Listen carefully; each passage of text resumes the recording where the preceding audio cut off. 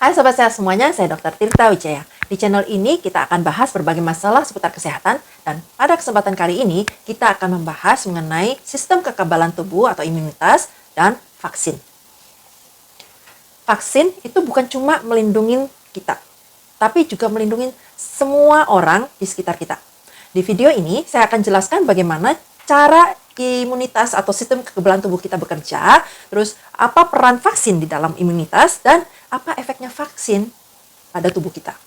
Sebelum kita bicara lebih jauh tentang vaksin, kita pelajarin dulu ya tentang sistem kekebalan tubuh, supaya nanti Sobat Sehat itu semua tahu apa sih yang kita bicarakan di video ini. Sistem kekebalan tubuh kita adalah jejaring pertahanan tubuh yang terdiri dari organ, jaringan, atau sel. Misalnya tuh kelenjar getah bening, limfa, sama sel-sel darah putih yang tugasnya itu mengenalin dan menghilangkan hal-hal yang tidak seharusnya berada di tubuh kita. Misalnya tuh virus, bakteri, parasit, atau barang-barang asing ya, misalnya tuh tinta tato, dan bahkan juga sel-sel kanker. Kalau tubuh kita itu misalnya sebagai suatu negara, bayangkan sistem kekebalan tubuh kita itu sebagai angkatan bersenjata di negara ini. Nah, sistem ini terdiri dari berbagai unit yang berbeda, yang memiliki fungsi yang berbeda, tapi semuanya bekerja sama untuk melindungi negara, untuk melindungi tubuh kita. Sistem kekebalan tubuh kita itu mempunyai dua model kerja utama, yaitu innate sama adaptif. Innate immunity adalah sistem kekebalan tubuh bawaan yang memang kita dapat sejak lahir. Ini kerjanya itu cepat dan semua dipukul rata. Semua musuh itu perlakuannya sama. Contohnya itu adalah respon radang. Terus yang kedua itu adaptive immunity atau imunitas yang beradaptasi. Kerjanya itu memang lebih lambat tapi sangat-sangat spesifik. Nah, imunitas yang adaptif ini butuh waktu lebih lama untuk beradaptasi dengan si musuh yang masuk. Itu setiap musuh satu-satu itu diadaptasi supaya mereka mengenalin betul si musuh ini kelemahannya apa. Jadi responnya si adaptive immunity ini lebih presisi ya, lebih efisien, lebih efektif. Sekarang kita kenalan dulu ya sama anggota dari sistem kekebalan tubuh kita. Pertahanan yang paling luar adalah kulit kita, yang merupakan barrier ya, melindungi tubuh kita dari patogen sama barang-barang asing.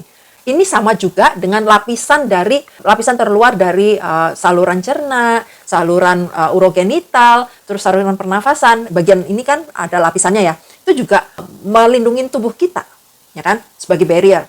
Tapi saya secara pribadi nggak menganggap bahwa kulit sama membran mukosa itu sebagai bagian dari sistem kekebalan tubuh. Menurut saya ini tuh lebih sebagai alat.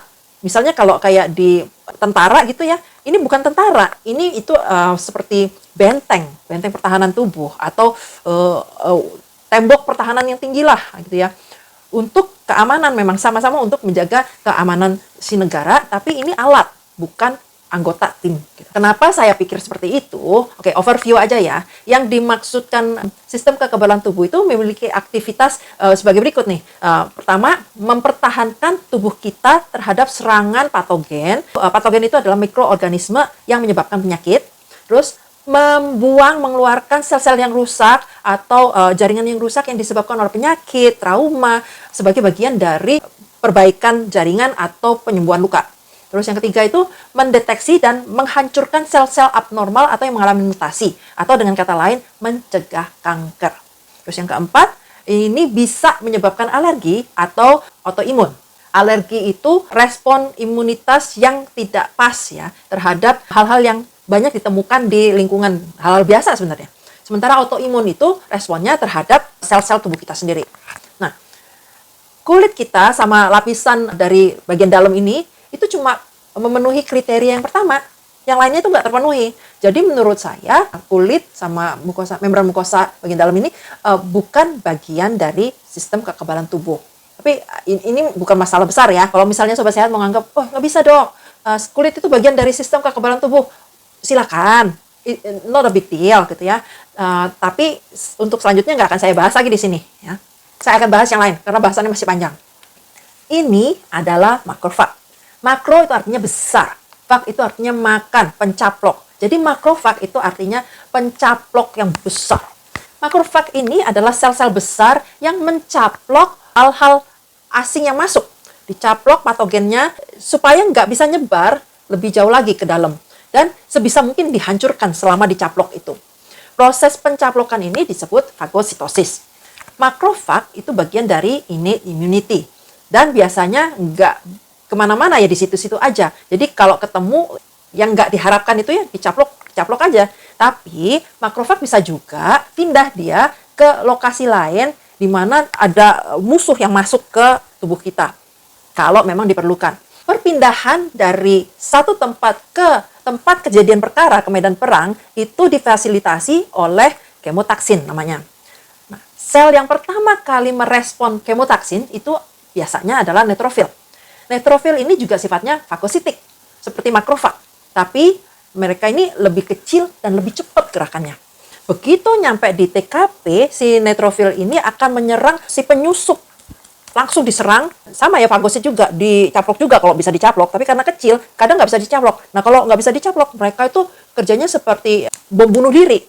Jadi mereka menghancurkan musuh dengan menghancurkan dirinya sendiri. Ledakan si neutrophils ini akan melepaskan yang disebut NETs, Neutrophil Extracellular Traps. Itu semacam jejaring yang mengandung zat-zat kimia yang membunuh si musuhnya, si bakteria.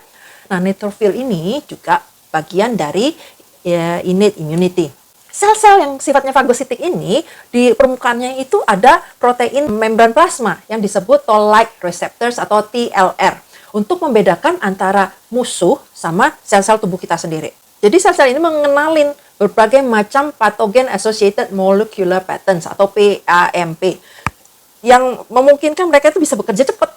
Oh, ada PAMP-nya, serang, PAMP serang. Tapi nggak pilih-pilih. Jadi semua diserang, semua dibabat. Itu ya kira-kira seperti tentara di garis paling depan lah. Musuh langsung dibabat. Mereka nggak mau lihat nih musuhnya A apa B. Pokoknya musuh babat. Nah, ini adalah natural killer cells atau NK cells. NK cell ini mirip limfosit, tapi kerjanya itu non-spesifik. Yang secara non-spesifik menghancurkan sel-sel yang kesusupan virus sama sel-sel kanker dengan cara melepaskan zat-zat kimia yang perforin, interferon gamma, sama tumor necrosis factor atau disingkat TNF ya, yang secara langsung menghancurkan, melisiskan si membran sel musuhnya ini ya. NK cells itu bukan cuma punya TLR seperti fagosit, tapi mereka ini juga bisa membedakan mana sel sehat, mana yang nggak sehat, mana yang mengandung virus, mana yang kanker, mana yang nggak boleh dibunuh. Caranya itu dengan berikatan dengan MHC di permukaan sel-sel sehat. Sel-sel yang 3 ini adalah bagian dari sistem kekebalan tubuh yang bawaan innate. Nah, mereka itu kerjanya memang cepat tapi non-spesifik. Fungsinya untuk menjaga, menahan si zat-zat yang jahat yang berusaha menyusup masuk itu sambil menunggu si sistem kekebalan tubuh yang adaptif, yang lebih muktakhir, lebih canggih senjatanya, tapi datangnya lebih lambat. Jadi ini menahan untuk sementara waktu. Sebelum saya lanjut ke adaptive immune system ya, saya disclaimer dulu. Yang namanya sistem kekebalan tubuh kita itu sangat amat kompleks, sangat canggih. Banyak anggotanya, bukan yang cuma saya sebut. Dan fungsinya itu kadang bertumpuk-tumpuk. Fungsinya nggak cuma satu, tapi banyak dan kadang overlapping satu sama lain. Saya sedang berusaha menjelaskan dalam istilah awam supaya Sobat Sehat ngerti. Tapi karena selalu kompleksnya dan terlalu banyak dan terlalu ini, kedobelan, ya banyak juga yang saya nggak detailkan di sini supaya penjelasan saya itu nggak terlalu ribet ke sono kemari dan video saya nggak terlalu kepanjangan nanti. Jadi penjelasan saya ini memang sangat ringkes ya. Kalau nanti ada, kok dok nggak ngomong soal ini, nggak ngomong soal itu, ya maaf lah, memang banyak yang nggak saya sebut di sini. Untuk sistem kekebalan tubuh yang adaptif itu ada 2 anggota utamanya, yaitu limfosit B sama limfosit T. Ya, kita singkatnya B cell sama T cell ya. Nah, B cell sama T cell ini dua-duanya berasal dari stem cell yang sama di sumsum tulang belakang. Nah, kedua limfosit ini sama-sama bisa menyerang dan menghancurkan musuh secara spesifik dengan jalan mengenalin antigen. Antigen adalah molekul asing yang unik dan ukurannya besar yang memicu respon imunitas spesifik. Antigen yang paling sering ada itu adalah protein, ya, protein asing. Tapi ada juga yang lainnya, misalnya polisakarida sama lemak, itu bisa juga jadi antigen. Nah, Antigen ini ada yang bentuknya itu terisolasi, molekul berdiri sendirian, misalnya itu racun dari bakteri. Atau bisa juga merupakan bagian dari struktur molekul yang banyak molekulnya. Misalnya itu benjolan di permukaan mikroba yang menyusup masuk. Masing-masing sel B dan T itu memiliki reseptor di permukaannya untuk berikatan dengan satu antigen yang spesifik. Jadi kalau di B cell itu kita sebutnya B cell receptor, kalau di T cell kita sebutnya T cell receptor. Satu limfosit itu cuma bisa berikatan dengan satu jenis antigen yang unik. Jadi cuma bisa ngenalin satu musuh aja. Masing-masing limfosit itu cuma bisa satu musuhnya. Ini adalah perbedaan utama antara B cell T cell receptor dengan toll-like receptor yang tadi ya. Nah, ini adalah B cell yang mengalahkan musuh mikroba dengan cara memproduksi antibodi.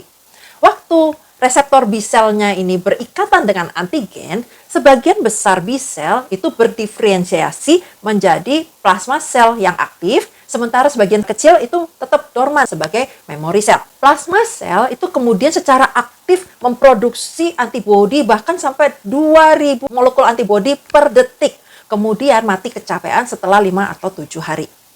Antibodi yang dihasilkan oleh plasma sel itu dikelompokkan menjadi 5, yaitu immunoglobulin M yang berperan sebagai BCR untuk perikatan antigen. Ini diproduksi di awal-awal dari respon sel plasma. Terus yang kedua itu immunoglobulin G yang merupakan immunoglobulin paling banyak di darah. Ini diproduksi dalam jumlah sangat banyak waktu tubuh kita itu terekspos antigen yang sama kedua kalinya dan berikut-berikutnya. Terus yang ketiga adalah immunoglobulin E yang melindungi tubuh kita dari cacing. Ini juga berperan di dalam reaksi alergi ya. Terus yang keempat adalah immunoglobulin A yang ditemukan di air susu ibu, air mata, sekresi saluran cerna, pernafasan, sama urogenital untuk melindungi membran mukosa kita. Yang kelima adalah immunoglobulin D yang ditemukan di mulut, hidung, tonsil, sama saluran pernafasan bagian atas. Fungsinya juga sama sebagai BCR untuk perlekatan antigen di kekebalan mukosa di saluran pernafasan bagian atas. Antibody per se itu nggak bisa menghancurkan si penyusup musuh yang masuk. Mereka tuh kerjanya dengan cara mencegah antigen supaya nggak merusak tubuh kita melalui netralisasi, aglutinasi, sama mengamplifikasi respon sistem kekebalan tubuh yang innate, itu yang tadi kita bahas. Dengan mengikat si antigen, antibodi itu mendukung fagositosis dan menstimulasi NK cell untuk membunuh si musuh yang masuk ini, si penyusup, melalui proses yang disebut antibody dependent cellular cytotoxicity. Sekarang kita bahas memory cell. Memory cell itu nggak ikut perang melawan antigen. Mereka tetap dorman, diem, dan memperbanyak diri ya. Mereka itu udah kenal si antigennya seperti apa, dan mereka mempelajari benar-benar si antigen itu supaya waktu kita terekspos lagi dengan antigen yang sama di masa yang akan datang, si memory cell ini udah sangat siap, kerjanya udah sangat cepat, sangat kuat, bahkan jauh lebih bagus dibandingkan sel-sel B lain yang belum pernah terekspos antigen tersebut.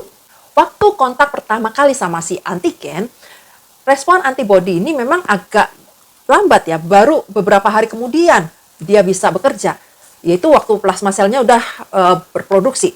Nah, selama peristiwa ini, orang yang terinfeksi akan menderita gejala dari penyakit yang menginfeksinya itu ya, sampai si sistem kekebalan tubuhnya itu menang melawan si penyakit atau si pasiennya meninggal dunia.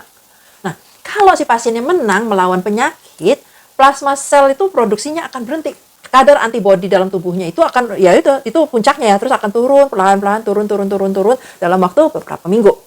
Ada beberapa antibodi itu yang bisa bertahan di dalam tubuh kita itu dalam waktu jangka sangat panjang sekali. Tapi yang namanya perlindungan jangka panjang tubuh kita terhadap penyakit itu kerjaannya si memory cell, bukan sisa-sisaan antibodi. Kalau antigen yang sama itu masuk lagi ke tubuh kita, si memory cell yang umurnya sangat panjang itu akan sigap langsung beraksi jauh lebih cepat, lebih kuat, dan efeknya jauh lebih panjang dibandingkan yang pertama kali. Pada umumnya, efek yang kedua ini, yang jauh lebih kuat, jauh lebih cepat, itu cukup untuk mencegah terjadinya penyakit waktu si kumannya masuk. Atau setidaknya itu meringankan keluhan yang ditimbulkan oleh antigen yang sama. Jadi boleh dibilang ya melindungi kita jangka panjang dari penyakit yang sama yang udah pernah kita ada memori selnya. Ya. Nah, ini adalah T-cell. Bedanya sama B-cell yang melindungi tubuh kita dengan antibody, kalau T-cell itu menyerang targetnya secara langsung dalam proses yang disebut cell-mediated immunity.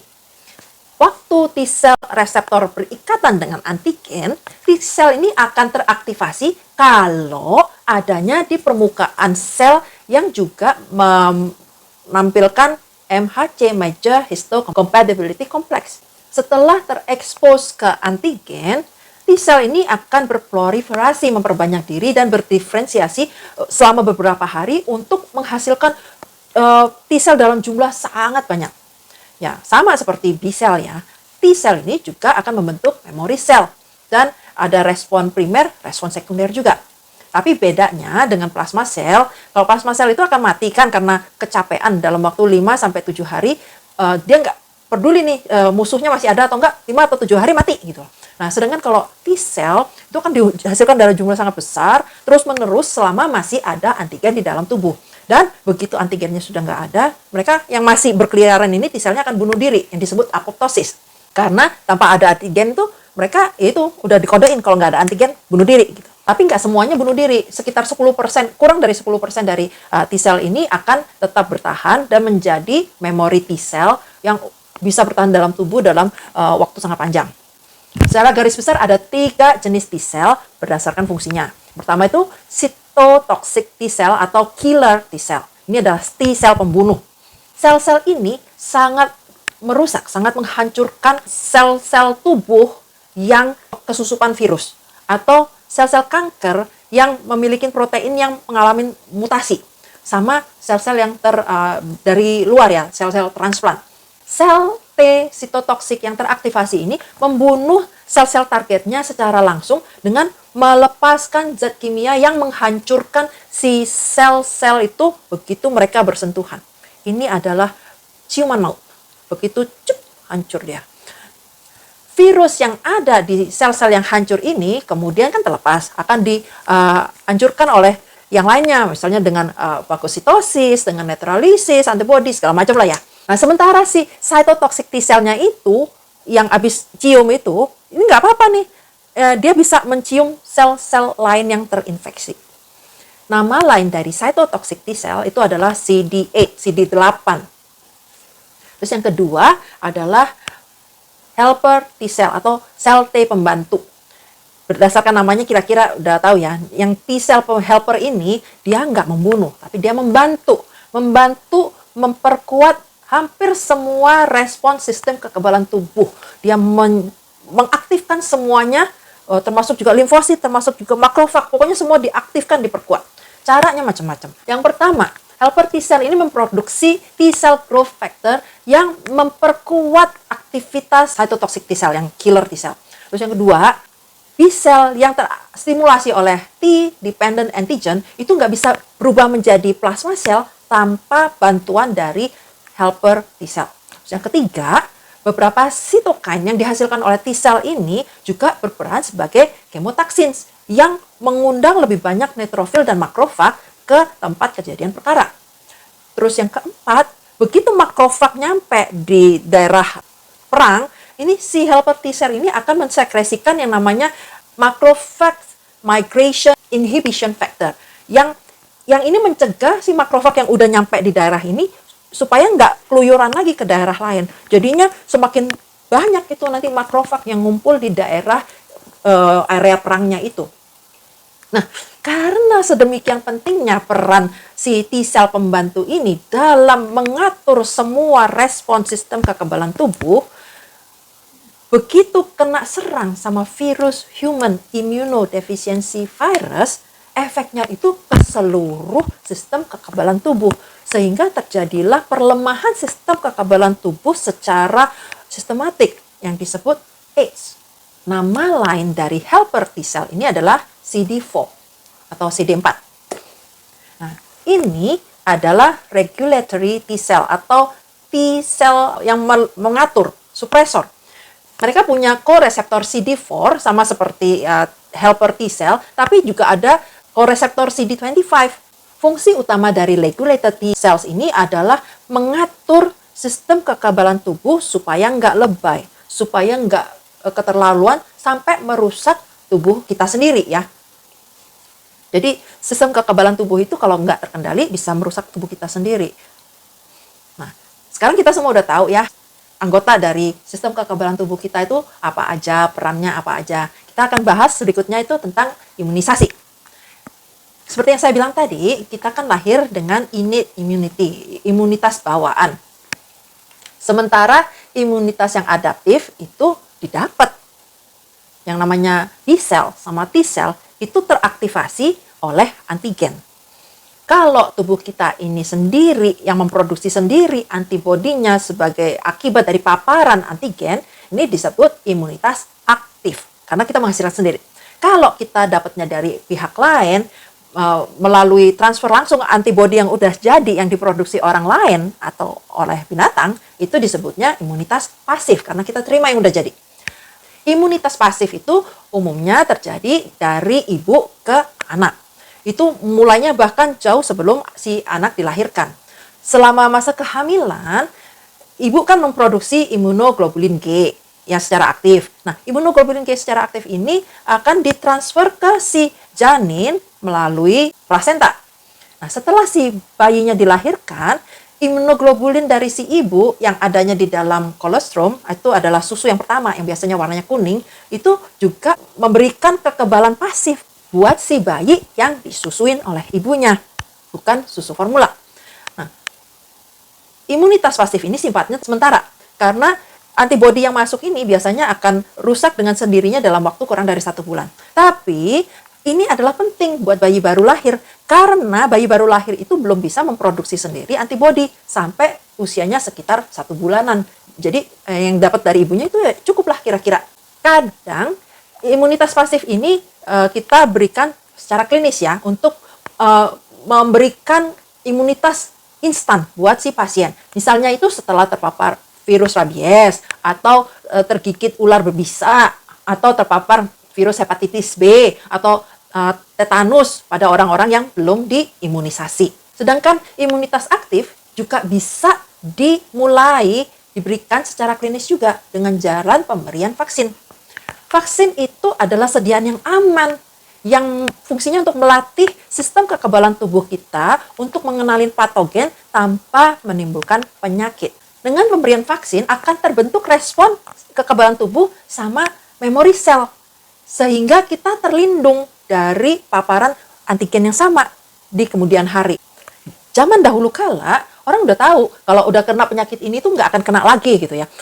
Mereka itu berusaha memperoleh kekebalan dengan cara sengaja memaparkan diri ke pasien yang sakitnya nggak terlalu parah. Dengan harapan dia akan ketularan penyakit yang nggak parah supaya terbentuk memori sel supaya kebal di kemudian hari. Tapi ini sifatnya untung-untungan. Ada yang untung, nggak kena yang parah, tapi ada yang enggak dan mati. Terus pada abad ke-18 ada satu orang dokter yang namanya Dr. Edward Jenner. Dia tuh merhatiin, ini kenapa ya orang-orang pemerah susu yang kena cacar sapi, cowpox, itu kok mereka pada nggak kena smallpox ya atau cacar atau variola ya. Nah, waktu itu yang smallpox itu, cacar itu sangat-sangat menular dan sangat-sangat mematikan.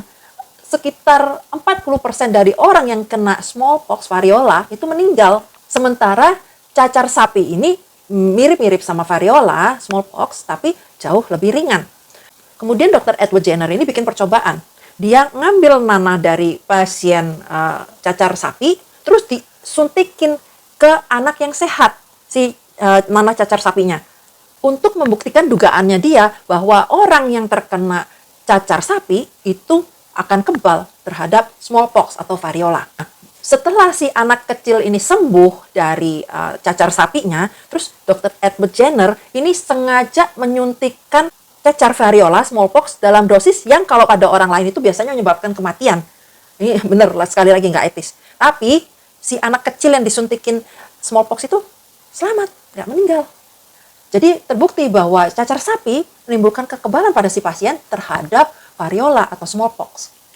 Sekitar 1 abad kemudian, ada peneliti lain yang namanya Louis Pasteur, itu dia menemukan bahwa organisme yang menimbulkan penyakit itu bisa diperlemah supaya nggak menimbulkan penyakit, tapi tetap bisa memicu terjadinya antibodi di dalam tubuh sehingga bisa menimbulkan kekebalan terhadap penyakit yang sama di masa depan. Nah, ini adalah prinsip dasar dari vaksin modern. Sekarang ini kita punya berbagai macam jenis vaksin. Yang pertama itu vaksin hidup yang diperlemah.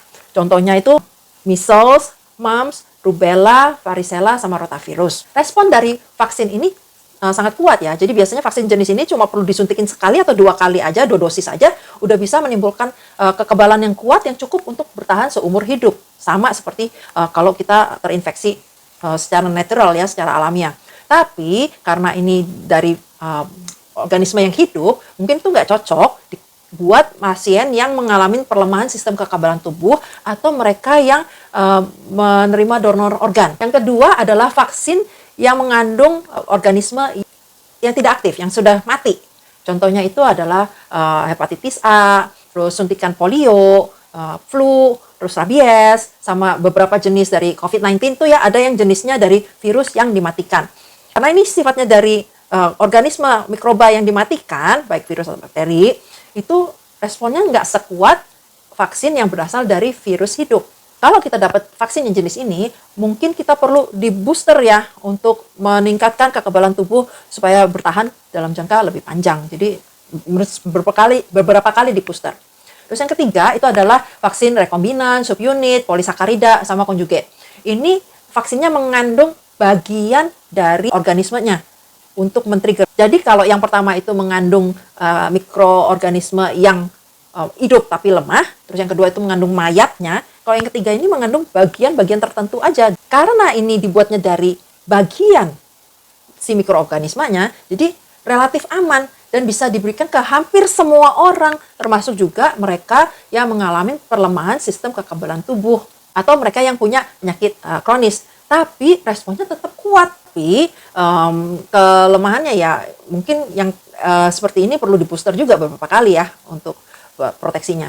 Contoh dari vaksin yang jenis ini adalah vaksin hepatitis B, human papillomavirus, pertussis, meningokokal, sama shingles atau cacar api.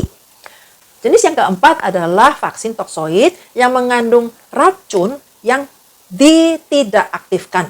Contohnya itu vaksin difteri sama tetanus. Terus yang kelima adalah vaksin vektor virus. Contohnya untuk Ebola sama beberapa jenis COVID-19 ya. Vaksin ini menggunakan virus lain yang dimodifikasi untuk mengaktifasi dari sistem kekebalan tubuh kita. Virus yang paling sering dipakai adalah adenovirus yang biasanya menimbulkan batuk pilek yang biasa. Terus yang baru, yang beken waktu COVID adalah messenger RNA, mRNA, yang berisi blueprint, itu RNA-nya, untuk menghasilkan antigen. Saat ini, para ilmuwan itu masih terus bekerja meneliti untuk menghasilkan vaksin-vaksin baru yang diharapkan itu bukan cuma bisa menyembuhkan, mencegah penyakit karena virus, bakteri, segala macam, tapi juga untuk mencegah kanker.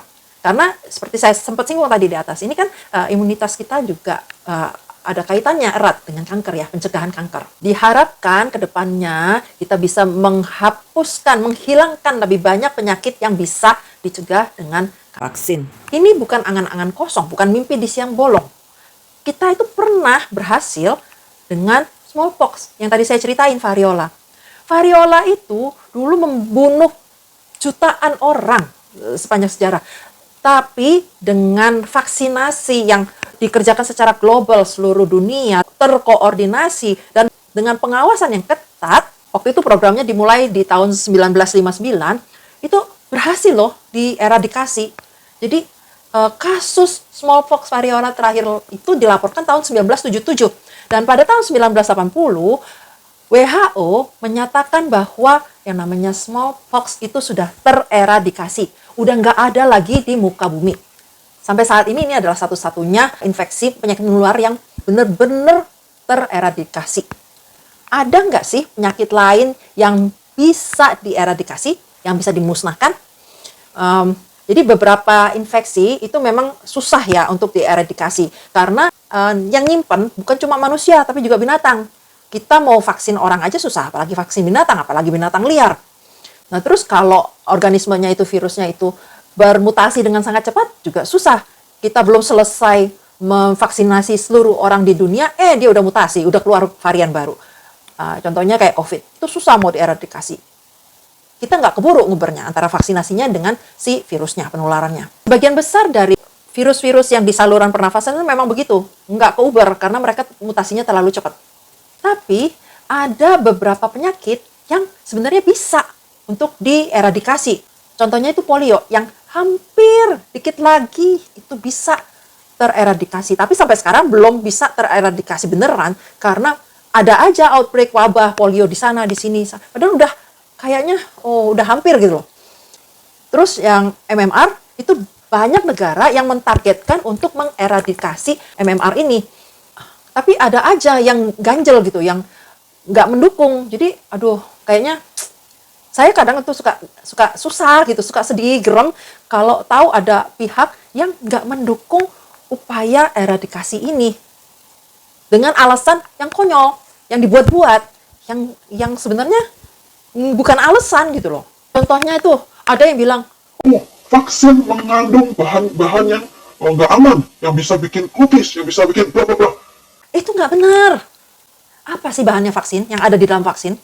Vaksin itu isinya antigen yang menjadi targetnya untuk mengaktifkan si antibodi. Kadang juga mengandung adjuvan yang untuk memperkuat dari respon imunnya. Terus mengandung zat pengawet, sama stabilizer, sama solusinya, pelarutnya. Nah, semua bahan pembuat vaksin itu udah diperiksa, udah diuji secara sangat amat hati-hati keamanannya. Bahan-bahan tambahan, contohnya itu yang paling sering dikutip sama anti-vax itu adalah aluminium, itu udah digunakan puluhan tahun di dalam vaksin. Nggak apa-apa. Vaksin itu kerjanya dengan menyampaikan antigen atau blueprint dari antigen supaya sistem kekebalan tubuh kita itu bisa latihan, menghasilkan antibodi, sama menghasilkan memory cell tanpa kita perlu jatuh sakit. Kalau patogen yang benerannya muncul, memori selnya itu udah ada, udah siap bekerja dengan cepat, dengan kuat, yang umumnya itu udah saking cepatnya sebelum sakit itu udah sembuh. Ataupun kalau sampai sakit, itu sakitnya nggak parah. Ini kalau kita misalkan itu seperti latihan perang atau latihan pemadam kebakaran, itu kan kita lakukan supaya waktu kita perang beneran, waktu kita menghadapi kebakaran beneran, kita tuh udah siap, udah tahu mesti ngapain, responnya itu cepat dan bener. Nggak kira-kira lagi, nggak coba-coba lagi. Misalnya waktu latihan pemadam kebakaran, itu bener memang pakai api yang beneran, tapi apinya yang bisa dikendalikan, kontrol. Jadi kita bisa latihan gimana cara menghadapi api, bukan apinya api beneran. Memang si api yang dipakai pada waktu kita latihan ini bisa membakar, bisa menimbulkan luka bakar, bisa ngebakar apa. Betul, tapi resikonya itu jauh lebih kecil dibandingkan manfaat dilakukannya latihan kebakaran ini. Karena si api yang dipakai ini bisa dikendalikan. Dan waktu kita melakukan latihan, kita jadi tahu kalau kita menghadapi api yang beneran, ngapain. Jadi manfaatnya jauh lebih besar gitu. Memang ada beberapa orang yang nggak bisa divaksin. Tapi itu bukan berarti semua orang yang lainnya itu nggak bisa divaksin. Kita nggak butuh semua orang 100% harus divaksin loh ya untuk mengeradikasi polio atau campak gitu ya. Tapi kita perlu sebagian besar dari populasi untuk diimunisasi. Mereka yang benar-benar dengan alasan medis nggak bisa diimunisasi, biarpun nggak diimunisasi, nggak divaksin, mereka akan tetap terlindungin dengan yang namanya herd immunity atau kekebalan populasi gitu ya. Itu adalah kekebalan yang diperoleh di saat sebagian besar orang di dalam populasi itu kebal terhadap penyakit. Jadi, si penyakit itu nggak bisa nyebar lagi kemana-mana karena dia kena mencok di A, A-nya kebal, dia nggak sakit. Mencok di B, B-nya kebal nggak sakit. Mencok di C, C-nya kebal nggak sakit. Jadi sebagian besar orang di tempat itu nggak bisa sakit waktu kemasukan terekspos si antigen karena mereka sudah divaksinasi. Sehingga kalau ada orang yang nggak tervaksinasi di tengah-tengah sekumpulan orang banyak yang udah kebal ini, mereka aman. Karena orang-orang lainnya itu nggak menularkan lagi. Ini adalah herd immunity. Kekebalan populasi. Para pakar ilmu kesehatan masyarakat ini memang sangat menganjurkan dibentuknya kekebalan populasi, herd immunity, melalui vaksinasi.